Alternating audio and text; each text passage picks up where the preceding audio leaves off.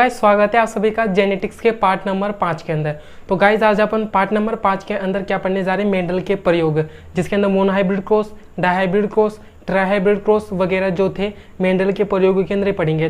तो मेंडल के प्रयोग के अंदर देखो गाइस, पहले अपन क्या देखने जा रहे हैं, एक जीन की वंशागति। क्या देखने जा रहे हैं, एक जीन की वंशागति। अब मेंडल ने एक जीन की वंशागति का अध्ययन करने के लिए मोनोहाइब्रिड क्रॉस को चुना। समझ में आया? तो एक जीन की वंशागति के अध्ययन हेतु मेंडल ने पता क्या चुना, तो एक जीन की वंशागति के अध्ययन के लिए मेंडल ने मोनोहाइब्रिड क्रॉस को चुना।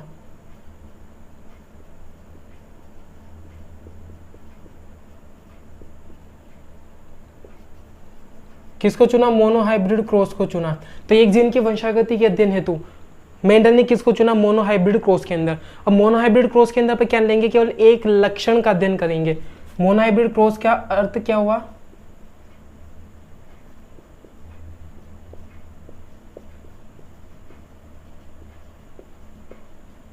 इसके अंदर अपन सिर्फ एक लक्षण की जीन का अध्ययन करेंगे। अब एक लक्षण, जैसे मैंने इधर ले लिया लक्षण, इधर क्या ले लिया मैंने? लक्षण लिया, लक्षण, और इधर मैंने क्या ले लिया? कैरेक्टर। इधर क्या ले लिया मैंने गाइस? लक्षण,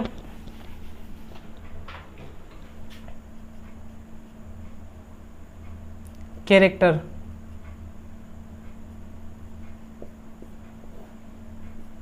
इधर क्या ले लिया मैंने? प्रभावी। और इधर क्या ले लिया? अप्रभावी लक्षण, यानी कि डोमिनेंट ट्रेट है। जैसे मैंने एक लक्षण ले लिया स्टेम हाइट,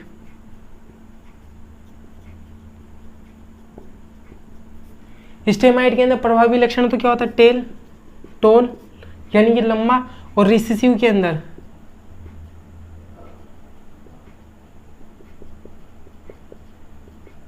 रिसेसिव ट्रेट के अंदर क्या आ जाता है? ड्वार्फ।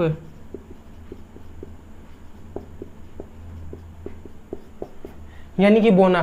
तो अपन सिर्फ एक जीन की वंशागति के अध्ययन तो मोनोहाइब्रिड क्रॉस को चुना। मोनोहाइब्रिड क्रॉस के अंदर केवल एक लक्षण का अध्ययन करेंगे।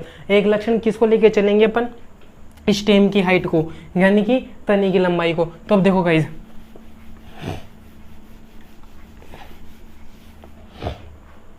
मेंडल ने क्या किया? शुद्ध लंबे पादप लिए।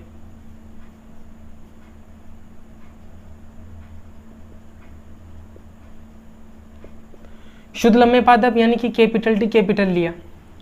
शुद्ध लंबे पादपों को क्रॉस करवाया शुद्ध बोने पादपों से। शुद्ध बोने पादप स्मॉल टी। समझ में आ गया?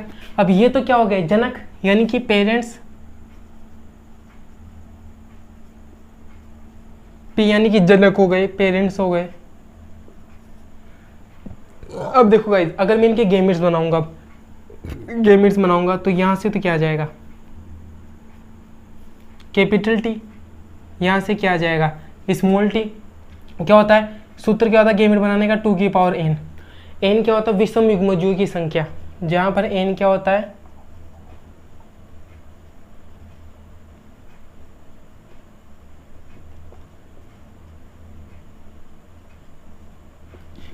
यहाँ देखो विषम युग्मजीव कितने? एक भी नहीं है। स्मॉल टी एक भी नहीं है, तो यानी कि 2 की पावर 0, यानी कि 1। किसी की भी पावर अगर 0 तो इसका अर्थ होता है 1। 2 की पावर 0 तो इसका अर्थ, तो यहाँ पर एक ही प्रकार का गेमेट बना स्मॉल टी। यहाँ पर भी एक ही प्रकार का गेमेट बनेगा इसी तरह स्मॉल टी। अब इसको क्या कर दो? क्रॉस कर दो। इसको क्या किया मैंने? क्रॉस किया। तो क्रॉस करने पर क्या होगा?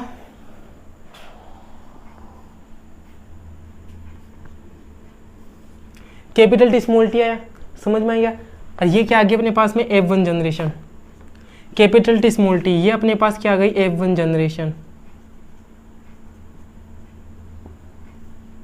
यानी कि F1, F का अर्थ क्या होता है? फीलियल। फीलियल का अर्थ होता है PD। समझ में आ गया? तो F1 जनरेशन आ गई जिसमें कैपिटल टी स्मॉल टी। अब देखो गाइस, कैपिटल टी क्या होता है? प्रभावी। और स्मॉल टी क्या होता है? अप्रभावी। ये इतनी सी बात जानो आप। कैपिटल टी क्या होता है? प्रभावी। प्रभावी का अर्थ क्या होता है? डोमिनेंट, इसे क्या बोलते हैं, डोमिनेंट। अरे भाई प्रभावी है, हर जगह प्रकट हो जाता है। डोमिनेंट की बात याद रखना कि शुद्ध अवस्था में तो प्रकट होता ही है, लेकिन उसके साथ साथ में विषम युग्मजीय अवस्था में भी प्रकट हो जाता है। जैसे यहाँ पर देखो ये क्या है, विषम युग्मजीय अवस्था है, यानी कि कैपिटल टी स्मॉल टी। ये कैसी अवस्था है, विषम युग्मजीय अवस्था, यानी कि कैपिटल टी स्मॉल टी अवस्था हुई। यहाँ पर ये कैसी अवस्था हुई, विषम युग्मजीय अवस्था, यानी कि कैपिटल टी स्मॉल टी अवस्था हुई। तो विषम युग्मजीय अवस्था में भी क्या हो जाता है, यहाँ पर ये देखो, ये जो कैपिटल टी होता है वो इस स्मॉल टी के ऊपर क्या होता है, प्रभावी होता है। कैपिटल टी स्मॉल टी के ऊपर प्रभावी होता है। तो जिस वजह से इसे अपन लम्मा और बोना दोनों के लक्षण आए, लेकिन इसे बोलूंगा क्या मैं, लम्बाई। लेकिन लम्बे में भी कैसा आ जाता है, यह संकरित लम्बा। कैसा आ जाता है, संकरित लम्बा, क्योंकि लम्बा क्या है, प्रभावी है। समझ में आ गया। अब अगर अपन क्या करना चाहते हैं, F2PD प्राप्त करना चाहते हैं, तो इसको इसी से क्रॉस करा दो, यानी कि जिसे बोलते हैं अपन स्वपरागण, यानी कि सेल्फिंग। अब क्या करा दी मैंने, सेल्फिंग।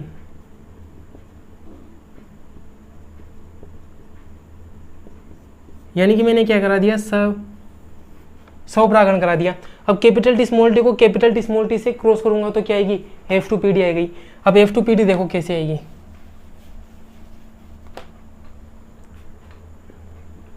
अब देखो F2PD कैसे आएगी।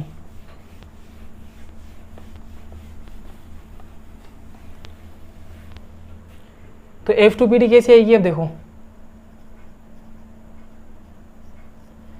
F2 जनरेशन में अपने पास क्या था, कैपिटल टी स्मॉल टी था और कैपिटल टी स्मॉल टी था। अब इसको क्रॉस करना है।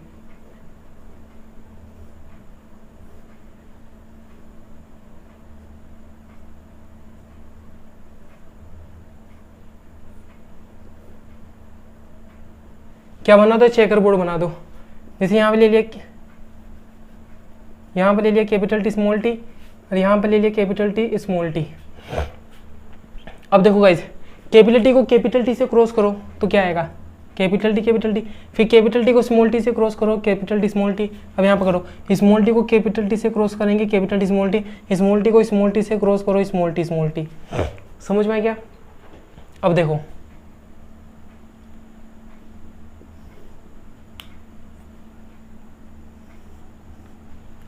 कैपिटल टी ये तो कैसा है, शुद्ध लम्बा।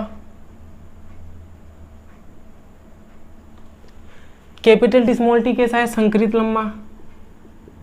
लम्बा तो है लेकिन कैसा है, संकरित लम्बा। ये भी कैसा आ गया, संकरित लम्बा। और ये क्या आ गया, शुद्ध बोना। समझ में आ गया। अब इनका देखो, एक तो जीनोटाइपिक रेशियो निकालना है और एक फिनोटाइपिक रेशियो निकालना है। तो इधर आओ,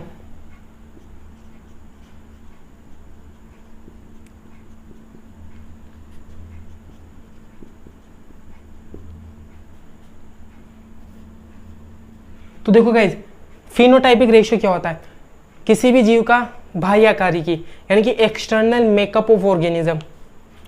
फिनोटाइपिक रेशियो का क्या होता है, एक्सटर्नल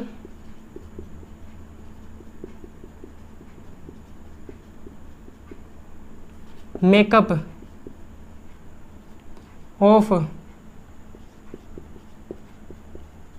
ऑर्गेनिज्म, यानी कि किसी भी जीव का बाह्यकारी की बाहर से कैसे दिखता है। तो देखो गाइज, ये लंबा, ये लंबा, ये लंबा और ये बोना। ये मत देखो शुद्ध लंबा है, संकृत लंबा, क्यों, ये देखो बाहर से क्या लंबा है। समझ में आ गया। तो ये भी लंबा, ये भी लंबा, ये भी लंबा और ये बोना। तो इसका अनुपात पता कितना आता है, 3:1, यानी कि 3 तो कैसे हैं, लंबे और 1 कैसा है, बोना। समझ में आ गया। अब देखो भाई, अगर मैं वहीं पे क्या निकालू, जीनोटाइपिक रेशियो,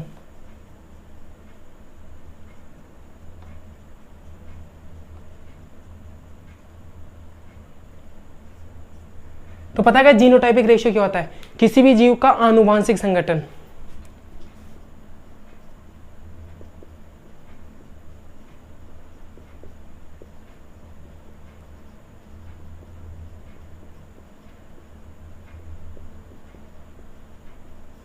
किसी भी जीव का आनुवांशिक संगठन, यानी कि उसका आनुवांशिक संगठन कैसा है, वो क्या होता है, जीनोटाइपिक रेशियो होता है। यानी कि जीनोटाइपिक रेशियो के अंदर आपको शुद्ध या संकरित अवस्था देखनी है। यहां पर क्या देखनी है आपको, शुद्ध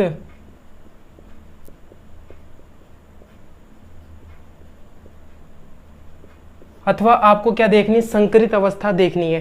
समझ में आ गया।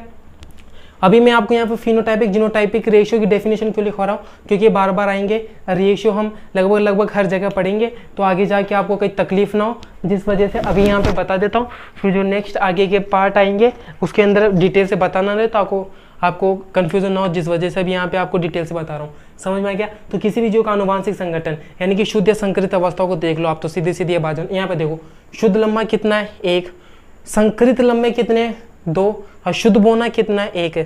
तो यहाँ पर रेशियो पता है कितना जाएगा इनका, 1:2:1। एक तो क्या है शुद्ध लम्बा,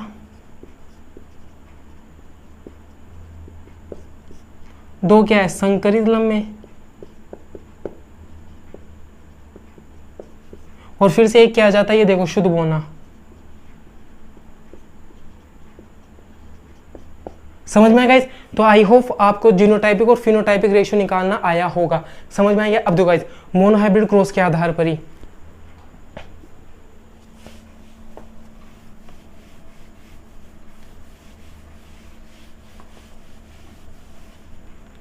तो देखो गाइस, मोनोहाइब्रिड क्रॉस के आधार पर ही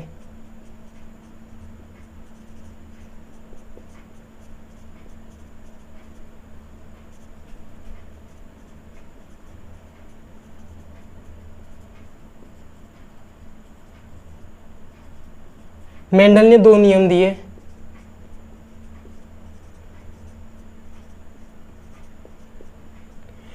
तो मोनोहाइब्रिड क्रॉस के आधार पर मेंडल ने 2 नियम दिए, और वो 2 नियम कौन कौन से थे, सब जानते हैं आप।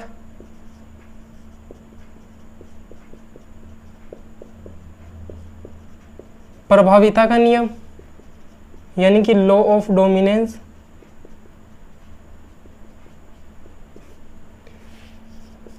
और सेकंड नियम कौन सा था, मोनोहाइब्रिड क्रॉस के ऊपर आधारित पृथक्करण का नियम।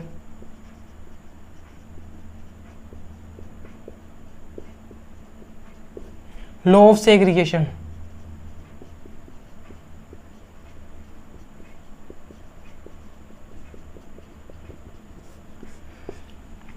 तो गाइज, मोनोहाइब्रिड क्रॉस के आधार पर मेंडल ने 2 नियम प्रस्तुत किए थे, प्रभाविता का नियम और पृथक्करण का नियम। मेंडल ने दिए तो 3 नियम थे, एक थर्ड नियम कौन सा था, स्वतंत्र अपीवन का नियम, लेकिन वो डाइहाइब्रिड क्रॉस के ऊपर आधारित था। तो जब अपन डाइहाइब्रिड क्रॉस पढ़ेंगे कभी, तब उसके ऊपर आधारित फिर क्या पढ़ेंगे अपन, स्वतंत्र अपीवन का नियम पढ़ेंगे। आज अपन ने मोनोहाइब्रिड क्रॉस पढ़ा, तो मोनोहाइब्रिड क्रॉस के आधार पर ही मेंडल ने 2 नियम दिए। समझ में आया, प्रभाविता का नियम और पृथक्करण का नियम। अब जो नेक्स्ट अपना टॉपिक आएगा, जो वीडियो बनेगी वो किसके ऊपर आएगी, प्रभाविता के नियम के ऊपर, इनकी लॉ ऑफ डोमिनेंस के ऊपर। फिर लॉ ऑफ डोमिनेंस के कुछ एक्सेप्शन भी है वो पढ़ेंगे, फिर अपन क्या पढ़ेंगे, पृथक्करण का नियम। लेकिन देखो गाइस, उससे पहले आपको कुछ इसके ऊपर क्वेश्चन करवा देता हूँ, आपको 2 क्वेश्चन लाया हूँ मैं। तो देखो गाइस, 2 क्वेश्चन क्या है, तो देखो गाइस मैं फटाफट यहाँ पे क्वेश्चन लिख देता हूँ। हाँ तो गाइस देखो, आओ बताओ क्वेश्चन क्या है कि शुद्ध लंबे पादपों को, यानी कि शुद्ध लंबे पादप है, उनको क्रॉस किया गया शुद्ध बोने पादप से, और अपन को कितने 120 पादप प्राप्त हुए। शुद्ध लंबे पादपों को शुद्ध बोने पादप से क्रॉस किया तो 120 पादप प्राप्त हुए। तो अपन को क्या बताना, लंबे और बोने पादपों का अनुपात बताना। देखो ये 4 ऑप्शन लिखे हैं, 90 बोने, 30 लंबे, 30 बोने, और ये 90 है भाई, 90 लंबे, 60 लंबे, 60 बोने, सभी लंबे। बताओ क्या आएगा आंसर, करो खुद से करो, क्या आंसर आएगा। तो देखो गाइज, क्वेश्चन में क्या बोला है कि शुद्ध लंबे पादप, शुद्ध लंबे पादप ले लिए मैंने, कैपिटल टी, किससे क्रॉस करवा रहे हो, किससे क्रॉस करवा रहे हो, शुद्ध बोने पादपों से, स्मॉल टी, और 120 पादप प्राप्त हुए। इससे क्या गैमेट बनेगा, कैपिटल टी, इसका क्या गैमेट आएगा, स्मॉल टी, दोनों को क्रॉस कर दो तो कैपिटल टी स्मॉल टी, कैसे है, लंबे। समझ में आ गया। अब यहाँ तक तो मेरे पास F1 जनरेशन आई है, उसने तो कुछ बोला ही नहीं, ना तो F1 जनरेशन के लिए बोला और ना F2 जनरेशन के लिए बोला। उसने केवल क्या बोला है कि लंबे और बोने पादप का अनुपात बताना है। अरे भाई, जब उसने कुछ बोला ही नहीं तो अपन F2 जनरेशन तो क्यों जाए बिना फालतू में।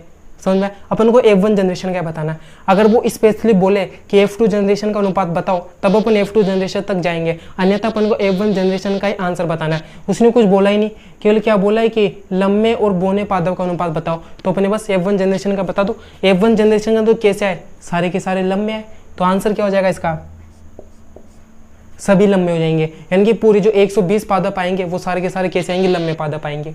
इधर आओ, अब इस क्वेश्चन के अंदर क्या है, इसको उठा देते हैं अब। और गाइज पीडीएफ की चिंता मत करना, पीडीएफ आपको मिल जाएगी।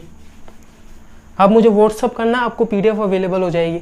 अब देखो गाइज इस क्वेश्चन पे आओ, इसका सॉल्यूशन क्या है, संकरित लंबे पादप थे, इनको बोने पादप से क्रॉस करवा दिया। अब की बार देखो, संकरित लंबे पादपों को संकरित बोने पादपों से क्रॉस किया गया और कुल कितने पादप प्राप्त हुए, 100। समझ में आ गया। अब अपन को लंबे और बोने पादप का अनुपात बताना है। यहाँ पे F2 जनरेशन ही बोला, तो यानी कि अपन को F2 जनरेशन का ही बताना है। अब देखो गाइज, संकरित लंबे पादप, देखो ये भी लंबा ये भी लंबा है, लेकिन ये कैसा है, शुद्ध है, और ये कैसा, संकरित है। उसने क्या बोला है, संकरित लंबे पादप, यानी कि अपन को ये वाला लेना है। तो देखो संकरित लंबे पादपों को बोने पादप से, यानी कि स्मॉल टी से क्रॉस किया गया। समझ में आ गया। अब देखो यहाँ पर ये भी अलग है, ये भी अलग है, क्या लगाओगे, 2 की पावर n, 2 की पावर n क्या है, विषम युग्मों की संख्या। विषम युग्मज यहाँ पर कितना है, 1, तो 2 की पावर 1 यानी कि 2, तो 2 प्रकार के गेमेट्स बनेंगे। अब यहाँ पर 2 प्रकार के गेमेट्स पता कौन कौन से बनेंगे, कैपिटल टी और स्मॉल टी। यहाँ तो एक ही प्रकार का गेमेट बनेगा, स्मॉल टी। अब देखो इसको इससे क्रॉस करेंगे, कैपिटल टी स्मॉल टी, समझ में आ गया। और फिर इसको इससे क्रॉस करो, स्मॉल टी। ये तो कैसा आ गया, लंबा, और ये कैसा आ गया, बोना। यानी कि 50 अनुपात ये 50, तो यानी कि 1:1 आया कि नहीं आया, 50 लंबे आ गए, 50 ही बोने आ गए। तो देखो 75 लंबे, 75 लंबे और 25 बोने नहीं, 75 बोने 25 लंबे नहीं, सभी लंबे नहीं। देखो 50 लंबे और 50 बोने, इसे काट दो, 1:1 आ जाएगा। आंसर अपना कौन सा हो जाएगा, थर्ड आंसर हो जाएगा। सो गाइस समझ में आया, जेनेटिक्स पे इसी पर आधारित क्वेश्चन पूछे जाते हैं। समझ में आया, सवालों को हलवा बना देंगे एकदम। इसी तरीके से पूरी जेनेटिक्स पढ़ेंगे। आज तक आपने इसी जेनेटिक्स कहीं पढ़ी नहीं होगी, ईमानदारी से बता रहा हूँ। कंप्लीट पढ़ना, फिर बताना, कुछ गलती आ जाए या कुछ रह जाए, अगर कुछ सीखो नहीं ना तब बताना। और पीडीएफ की टेंशन नहीं लेनी है, पीडीएफ आपको अवेलेबल कराऊंगा मैं, सारी लिखी हुई। समझ में, आप मेरे व्हाट्सअप नंबर पे व्हाट्सअप करना मुझे, और व्हाट्सअप नंबर कहाँ मिलेंगे, डिस्क्रिप्शन बॉक्स में मिलेंगे, वहाँ पे मैसेज करना। कॉलिंग तो करना मत, अरे भाई फ़ोन कर करके परेशान करने लग जाओ। सो गाइज आज की वीडियो यहीं रखते हैं। सो धन्यवाद।